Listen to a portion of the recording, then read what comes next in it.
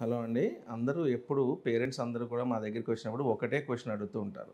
Carrots బాగా పెడతాము. మా పిల్లలు క్యారెట్స్ తినట్లేదు, ఆకుకూరలు తినట్లేదు, గుడ్లు తినట్లేదు, పాలు తాగట్లేదు అని. ఇటువంటి వాటి వల్ల సైట్ తగ్గుద్దా? లేదా సైట్ వచ్చిన పిల్లలకి మేము బాగా క్యారెట్లు పెడితే సైట్ తగ్గిపోద్దా? ఎటువంటి ఫుడ్ ఇస్తే సైట్ తగ్గుద్ది అని. సో, యాక్చువల్లీ సైట్ అనే దానికి ఈ ఫుడ్‌కి ఎటువంటి సంబంధం లేదండి. సైట్ రావడానికి కారణం physical shape of the I మారటం వల్ల. నార్మల్‌గా ఉండదానికన్నా. సో, లోపలికి వెళ్ళే లైట్ కరెక్ట్‌గా చివరి వరకు రెటీనాని చేరకపోవడం వల్ల.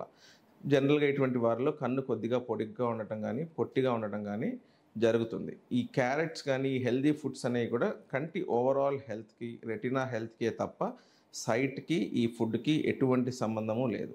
ఇవి తినొద్దని కాదు. ఇవి తినటం వల్ల హెల్తీగా ఉంటది. వైటమిన్ ఏ ఉంటది. కంటిలో అన్ని భాగాలు హెల్తీగా పెరుగుతాయి. కానీ సైట్‌కి, దీనికి మాత్రం ఎటువంటి సంబంధం లేదు.